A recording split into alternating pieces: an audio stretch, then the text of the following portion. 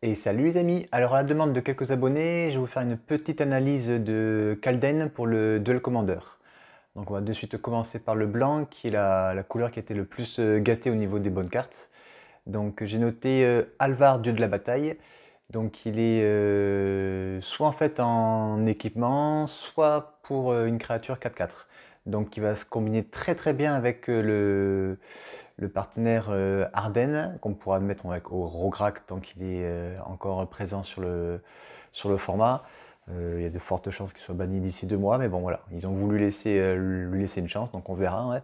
Mais en tout état de cause, je pense quand même que Ardennes lui restera sans aucun problème. Et donc du coup, on pourra jouer donc soit sa capacité donc épée des royaumes, qui va être un équipement qui donne plus de plus 0 et vigilance à la créature, si on n'a vraiment rien à faire dans les premiers tours, ou si vraiment si on a toujours des choses à faire dans les premiers tours, on pourrait le jouer pour 4 d'invoque en étant 4/4. Et donc du coup, rendre les créatures équipées ou enchantées double initiative. Donc très très bonne carte pour ce deck. Après, dans d'autres decks, je pense pas que ce soit vraiment intéressant. Ensuite, j'ai noté le petit majordome des morts. Donc très très bien dans un deck Talia, Isamaru, ce genre de choses. C'est une créature qui est un invoque de 1, donc pas ultra forte.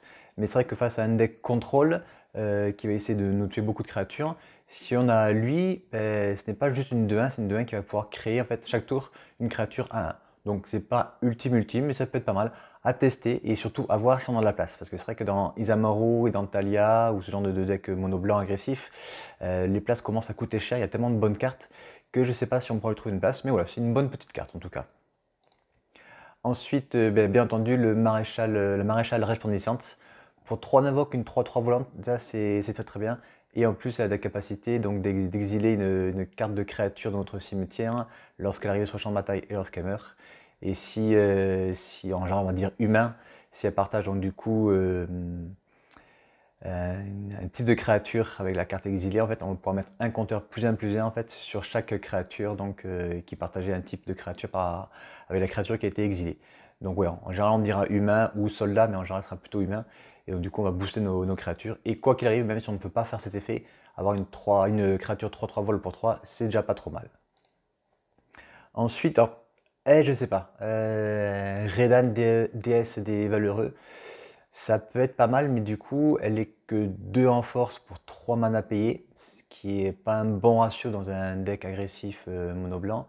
Alors certes, elle est vol vigilance, et après son effet en fait qui fait que les terrains enneigés arrivent engagés, ça va gêner, on va dire, allez, 2 jeux particulièrement. C'est surtout le mono bleu et comment et un autre mono rouge, ou forcément un autre mono blanc aussi. Les monos rouges, ils ont tellement de blast qu'elle va pas rester longtemps sur la table. Donc voilà, mais bon, ça fera du coup un parafoudre, donc ce qui est pas trop mal. Face à un autre deck blanc, ça va être très très bien. Et les monos bleus, on n'en voit plus trop. On peut compter Venzer, on peut compter Click, mais bon, Wilkenried qui comprend principalement des îles. Mais voilà. Il faudra la tester. Sa seconde capacité qui empêche aussi enfin qui empêche, qui augmente de 2 les sorts qui coûtent 4 ou plus, donc très bien contre les Vras. Mais voilà, est-ce qu'on va vraiment avoir la place de la jouer? Est-ce qu'elle est assez agressive? Il faudra tester. Elle, je ne suis pas certain. Ensuite, on va avoir Siegfried protégé des dieux. Donc c'est une nouvelle créature qui permet d'exiler une créature lorsqu'elle arrive en jeu. En dehors des autres, enfin en comparant les autres, elle est un peu moins bien parce qu'il faut impérativement que la créature en face en fait, soit attaquante ou bloqueuse. Voilà. Mais bon, elle est flash, elle est first strike, et en plus elle est protection contre les créatures dieux. Mais c'est tout le fait qu'elle soit flash et initiative qui est quand même vraiment très très fort. Et ensuite, eh bien voilà, la Starname déchaînée. Donc c'est une sorte de Serra Angel pour 4 d'invoque. Alors dans Talia, elle sera peut-être un peu moins bien parce que du coup c'est un rituel. Et ben, on n'aime pas spécialement jouer beaucoup trop de rituels ou d'éphémères dans un deck Talia. Par contre dans Isamaru, c'est super fort, quoi. Pour 4 d'invoque, avoir une 4/4 vigilance vol, c'est ultra fort. Après, la capacité Foretel, je pense qu'on l'utilisera jamais dans un tel deck. Elle pourra peut-être être utilisée dans un deck contrôle, mais je ne le vois pas. Mais rien que pour, voilà, pour 4 d'invoque, faire une 4/4 volante, je pense que c'est vraiment très très bien. Euh, il faut voir si on aura la place de la mettre, mais moi j'aime beaucoup en tout cas. À voir s'il n'y a pas mieux. Et comme je vous dis, les places commencent à coûter très cher dans ces deux decks mono blanc où voilà, il n'y a plus trop de mauvaises cartes maintenant. on a vraiment un bon pack de cartes blanches. Donc ça risque d'être un petit peu cher à jouer, 4 d'invoque. Il faudra tester si ça vaut vraiment le coup. Allez, donc c'est fini pour le blanc. On va s'attaquer maintenant au bleu. Alors, dans les cartes bleues, j'ai noté Cosima, la déesse du voyage, qu'on pourra, à mon avis, jouer en tant que nouveau commandant mono bleu. Ça peut être franchement très très sympa. C'est une créature qui va nous permettre de piocher, qui va commencer en plus à être imposante à partir du moment où on l'a laissé pendant 2-3 tours en exil. Donc ouais, j'aime beaucoup, sachant que dans un mono bleu en général on joue beaucoup de terrain. Je pense que c'est un deck à tester. Alors c'est peut-être moins fort qu'un Venzer ou qu'un Click, mais ouais, j'ai quand même bien envie de tester. C'est pas une carte ultime, ouais, mais ouais, c'est une carte qu'il faut prendre en compte et qu'on pourra tester. Ensuite, bon, forcément, l'esprit ascendant. Ça, dans tous les decks mono bleus, que ce soit ceux qu'on connaît maintenant, donc Click, Venzer, ou donc dans le futur Cosima, ça sera une très très bonne créature. Alors celle-ci, j'ai noté, la Sapience sculptée, j'ai peur qu'elle soit un petit peu chère, parce que oui, son effet est super bien, on va faire un Scry X, en général dans un mono bleu, on va utiliser principalement des îles enneigées, donc on va logiquement faire un Scry 5, allez, 4 si on a un terrain basique à côté, ce qui va arriver assez régulièrement, donc on va dire, allez, pour 5 d'invoque, on va faire un Scry 4, du coup, ouais, on va piocher 3 cartes. Donc c'est très fort, mais c'est assez difficile. Dans un mono bleu, on passe quasiment tout notre temps à contrer. On a déjà intuition, féofiction, don donné à jouer fin de tour. Donc je sais pas si on aura la place de mettre celle-ci. Ça coûte quand même 5 d'invoque. Je sais pas. Le deck mono bleu a énormément de difficultés face au deck, agressif. Et face au deck contrôle en général, ça se passe sans problème. Et en fait, cette carte-là, c'est plus pour gérer les decks contrôle que les decks agressifs. Donc, il faudra tester, mais je pense qu'en fait, on n'aura pas la place de la mettre. On a des meilleures cartes à mettre. Alors, la révélation d'Elrond, si je n'en parlais pas, je pense que notre ami Damien serait un petit peu vert, sachant qu'il joue toujours Wilkenrit, et il m'en a parlé de cette carte. Moi, personnellement, je trouve qu'il y a assez de sorts à 6 d'invoque, et même 1 à 7 d'invoque pour pouvoir rejouer des tours. Et celui-ci, juste le fait de créer 2 créatures 1-1, je trouve pas que ce soit ultra fort. D'après lui, oui. Donc voilà, je laisserai parler les autres joueurs de Wilkenrit qui aura la chaîne, dire ce qu'ils en pensent. En tout cas, ouais, d'après lui, c'est une très très bonne carte pour le deck. Allez, pour le noir, on va voir Egon, dieu de la mort. Alors il est trône invoque 6/6, contact mortel. Il a un énorme défaut de devoir exiler 2 cartes de notre cimetière. Et si on ne le fait pas, en fait, on va piocher, enfin, on va surtout le sacrifier et piocher une carte. Et ça, c'est à faire à chaque début d'entretien. Alors ça va être super intéressant dans un deck avec beaucoup de défauts, avec beaucoup d'anti-bêtes. Donc beaucoup de cartes qui vont très rapidement au cimetière. Je pense notamment à Kroxa, à Chiville. Le problème dans Kroxa, on va devoir vraiment ne pas avoir de cartes au... Enfin, on veut avoir des cartes au cimetière pour pouvoir rejouer Kroxa, donc je pense pas que ce soit compatible avec lui. Par contre, dans un deck Chiville, par exemple, oui, ça pourrait aller. Dans un deck mono noir, ouais, avec pas mal d'anti-créatures, un deck Yoxmoth peut-être, ouais, ouais. À tester, mais en tout cas, de toute façon, voilà, si on ne peut pas, hein, on la sacrifie, on pioche une carte, ouais, et ça peut mettre pas mal la pression, donc ouais, à tester. Alors, la levée de l'effroyable armée, je pense que c'est trop situationnel en fait comme carte. Ça paraît sympa comme ça sur le coup. Lorsqu'on va jouer Judith par exemple, qu'on va faire une grosse phase de combat, que l'adversaire va nous bloquer les créatures, oui ça va être très très bien. Mais uniquement dans un cas comme ça je pense. Donc j'ai peur qu'à chaque fois on va la garder en main et elle va nous coller un petit peu à la main. Voilà, il faudra tester mais j'ai bien peur que ça fasse pas de super effets. Ouais. Voilà, dans le meilleur des cas, à mon avis, on va pouvoir, pour Tronavok, poser 2 créatures de 2, ce qui est pas mauvais, ouais. Mais voilà, je pense qu'assez rarement, il y aura 4 créatures d'un coup qui vont mourir.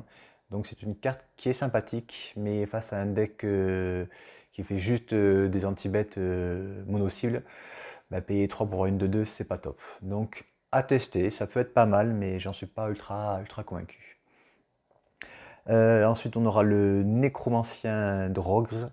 Donc lui très très bien dans un deck chez Ville ou même en tant que commandant. Il faudra tester, ça peut être sympa. Alors forcément un petit peu lent parce que ça sera un deck contrôle, ouais, et qu'aujourd'hui les decks contrôle face à des decks partenaires, ça va être assez délicat, face à des nouveaux decks combo, c'est assez délicat.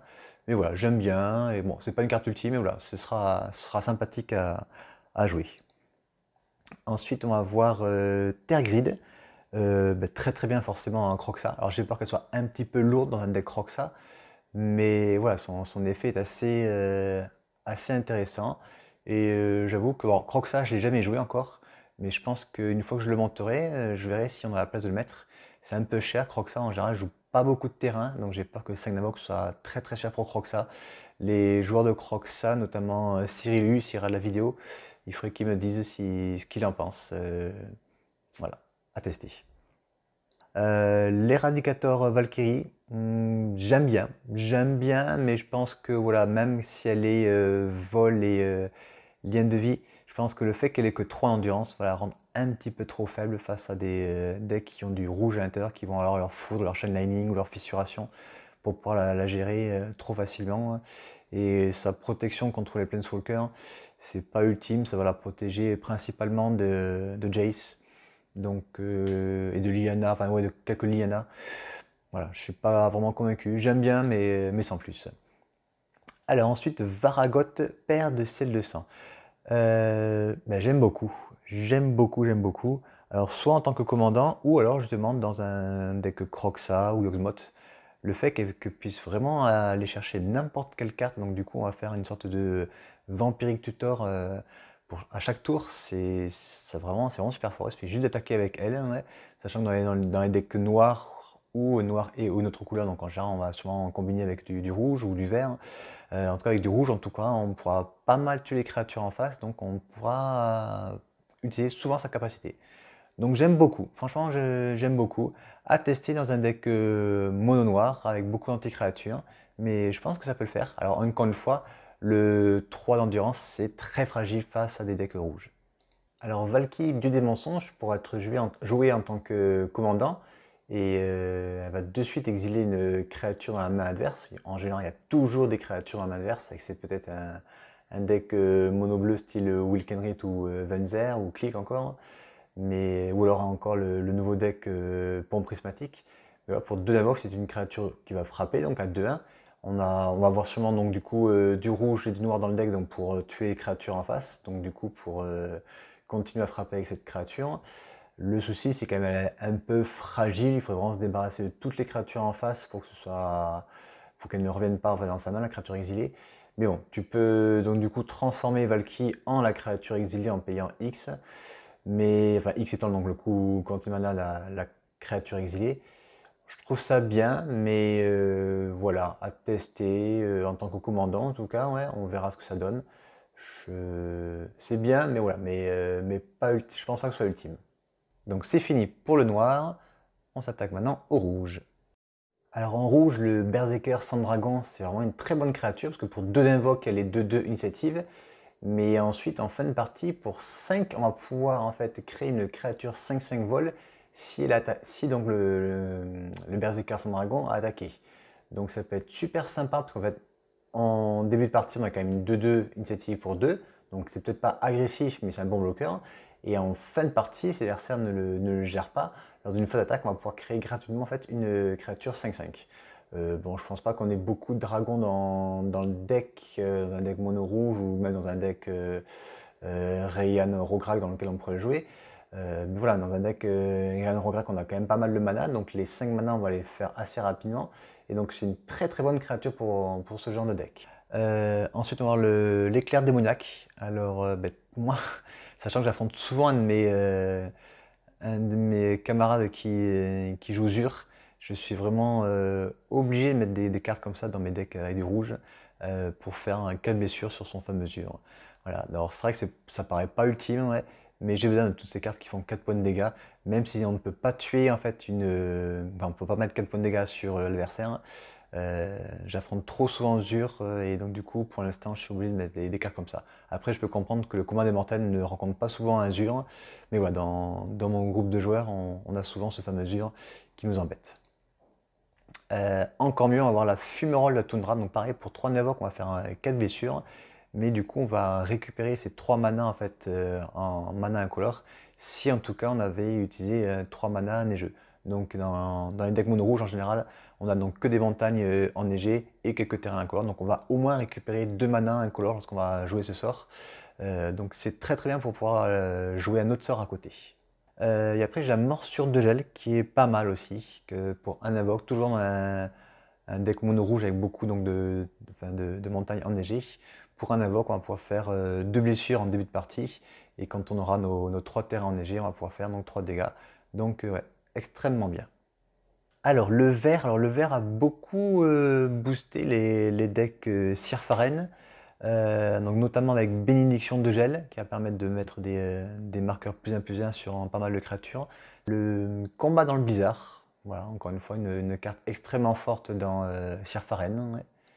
On a le Vorinclex Pierre Monstrueux, qui est vraiment extrêmement bien dans un deck avec beaucoup de Planeswalkers, parce que du coup nos Planeswalkers vont arriver avec le double de marqueurs, et si en face adversaire en fait a des Planeswalkers avec des plus 1 dessus, mais ce sera du coup à chaque fois un plus 0. Donc très très bonne créature, surtout dans le deck avec le pont prismatique. Et enfin le Troll primaire, donc parfait encore une fois pour un mono vert, parce que ça coûte quand même 3 verts. Elle est 4-4 pétillement, ouais. Et lorsqu'elle va mourir, elle va revenir en enchantement de forêt, et la forêt donc pourra faire 2 manas, ou on pourra la sacrifier pour créer une créature 4-4 pétillement. Donc ouais, une carte extrêmement forte pour un deck mono vert Sirfaren, ou un deck mono vert elfe, voilà, j'aime beaucoup. Alors en artefact, j'ai noté juste le bûcher funéraire des héros, mais j'ai pas trop réfléchi à la carte parce que je la trouve un petit peu trop lente, que ce soit un deck à thème, donc c'est un deck humain, un deck vampire, ce genre de choses. Voilà. J'ai pas trop réfléchi parce que je suis pas un joueur de deck créature en général. Donc dites-moi dans les commentaires si vous avez réfléchi à quelque chose. Je pense que quel que soit le deck qu'on va jouer, ce sera quand même toujours trop lent. Voilà. Donc ouais, personnellement, bof bof. Enfin, dans les cartes multicolores, on va avoir Aegar, la flamme gélante, pardon. Donc très fort en tant que commandant, même si elle a toujours encore une fois ce 3 d'endurance qui est très fragile face à un deck rouge, mais sa capacité à piocher est très très forte, surtout si on peut la combiner aussi dans un deck Adélise ou un deck Ludovic. Donc ouais, soit en tant que commandant ou mise dans ces decks là, c'est une très très bonne carte, j'aime beaucoup la carte. Arnetu le Troll, j'aime beaucoup cette carte, notamment dans Rian, donc c'est un deck que je suis en train de jouer en ce moment, Rian Rograk, donc ça s'intègre parfaitement au deck. On pourra aussi le voir dans tous les decks vert-rouge, donc tout ce qui est Rada, Gallia par exemple. Alors voilà, ça c'est personnellement je pense que c'est la meilleure carte de l'extension, alors je me trompe peut-être. Ezika, déesse de l'arbre, alors on ne la jouera pas je pense en fait pour son côté recto, donc Ezika, qui est sympathique mais sans plus, mais pour son côté verso, le pont prismatique. Du coup c'est une identité de couleurs donc pour les 5 couleurs, donc c'est un deck qui va ressembler beaucoup à Golos dans sa base de mana, et en fait on va jouer très très peu de créatures. On va jouer un deck avec, on va dire, peut-être 3 ou 4 créatures simplement. Ouais. Et le but du jeu, c'est à l'entretien, aller chercher une de ces bonnes créatures ou un de ces bons Planeswalkers. Donc en bonne créature, on va avoir le Colosse de Sombracier. On va avoir Yona pour bloquer la situation. On va avoir les Ulamog, Épicycle de l'Infini. On va avoir le Kozilek. En Planeswalker, on aura le Nicol Bolas, Planeswalker. Et on va avoir bien sûr Ujin. Et il y a aussi 2 cartes qu'on va pouvoir rentrer. C'est le Sphinx du second soleil, donc c'est une créature qui va nous permettre de faire une seconde phase d'entretien. Et ainsi que comment ça s'appelle, la brume de paradoxe, qui a la même capacité, donc refaire une seconde phase d'entretien. Donc du coup très fort. Alors est-ce qu'un deck comme ça est viable aujourd'hui?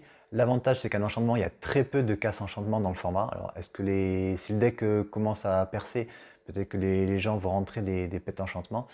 Mais c'est vrai que c'est quand même assez difficile à gérer actuellement dans le format. mais c'est un petit peu lent. C'est à 5 d'invoque. Alors, on va dire dans le meilleur des cas, ça va arriver tour 3 sur la table. Euh, Ça va arriver la plupart du temps, on le posera tour 4. Je pense qu'une version turbo qui veut le poser très rapidement ne marchera pas parce que l'adversaire aura toujours rapidement une solution, un contre, ce genre de choses. Et si on le contre une fois, je pense qu'après ça va être très difficile si on a développé une version turbo. En revanche, une version contrôle avec, je pense, pas mal de contre, pas mal d'anti-créatures, quelques accélérateurs de mana. Je pense que tour 4, on peut le poser tout en étant assez serein. Ouais, je pense que c'est pas mal. Il faut tester. Il faut tester la version, qu'est-ce qui a mieux, la version turbo ou la version contrôle. Ouais. Mais en tout cas, le deck, je pense, va être extrêmement fort. Je crois qu'il va déjà faire parler de lui en brawl. Mais voilà, j'aime beaucoup la carte. À tester. J'ai peur que beaucoup de decks, du coup, vont s'adapter à celui-ci, tellement il va être voilà, présent parmi les joueurs, même si le deck ne fera peut-être pas de bonnes performances. Mais au moins, je pense qu'il sera très joué. Voilà. Donc on continue le deck les cartes multicolores. J'avais noté Sarulf. Alors sympathique encore une fois dans tout ce qui est deck Cheville, mais on pourrait aussi le jouer en tant que commandant. Voilà. Bah, après encore une fois ce sera un deck un petit peu lent, hein, et j'ai toujours dit que les decks contrôle sans contre c'est moyen. Voilà. Donc sympathique créature, voilà, mais voilà, pas exceptionnel. Et enfin, Koma le serpent du cosmos s'intègre parfaitement au deck pont prismatique, mais il pourrait aussi être un commandant en bleu-vert. C'est vrai que depuis Uru, on n'a pas eu grand-chose. Après, le défaut, ben, c'est j'ai peur qu'on n'a pas beaucoup de gain point de vie dans un tel deck, mais il est quand même incontrable, et dès l'entretien suivant, il va commencer à poser une 3-3. On va pouvoir le protéger, donc c'est une très bonne créature, un petit peu chère certes, mais voilà, faudra tester, mais il faudra trouver quand même des moyens de gagner des points de vie jusqu'à le poser. Mais quoi qu'il arrive, en tout cas, dans le deck pompe prismatique, c'est vraiment ultra fort. Et enfin, pour les terrains, donc on aura tous les terrains en fait qui sont enneigés et qui ont les deux types de terrains dessus. Je trouve ça très bien, surtout pour ceux qui débutent le Duel Commander et qui n'ont pas l'opportunité d'acheter des double lands qui coûtent quand même assez cher, on va pas se le cacher. Donc ils peuvent franchement avoir un terrain un petit peu comme les Shocklands, mais qui vont arriver engagés, mais voilà, qui pourront aller chercher avec un fetch. Donc très bien ces petits terrains. Ouais. Et je pense que dans tous les terrains bicolores, surtout, ils seront très joués. On va aussi bientôt, bien sûr, avoir les passages. On a enfin le passage rouge-noir, on a le passage noir-vert, le passage blanc-bleu et le passage vert-bleu. Donc très bien ces passages dans tous les decks bicolores, on les joue. Donc je suis vraiment très content qu'ils aient sortis dans toutes les couleurs maintenant. Et après on va avoir aussi le Havre sans visage, donc un très bon terrain qui sera joué dans tous les decks monocolores. Avoir une 4-3 pour 3 mana enneigés, c'est quand même très bien, surtout qu'elle a la vigilance, donc toujours ce fameux 3 d'endurance qui est un petit peu faible face à un mono rouge. Mais voilà, pour 3 mana, c'est un terrain, enfin c'est une créature gratuite, donc ouais, très bien. Voilà. Donc voilà, c'est fini pour l'extension. Dites-moi ce que vous en pensez, dites-moi dans les commentaires si vous pensez que j'ai oublié des bonnes cartes. Voilà, mais je pense personnellement, sans me tromper, que le pont prismatique est vraiment la meilleure carte de l'extension. Allez, donc on se retrouve vendredi pour une partie. Ce sera, il me semble, Judith contre Venzer, il me semble. Allez, bye bye.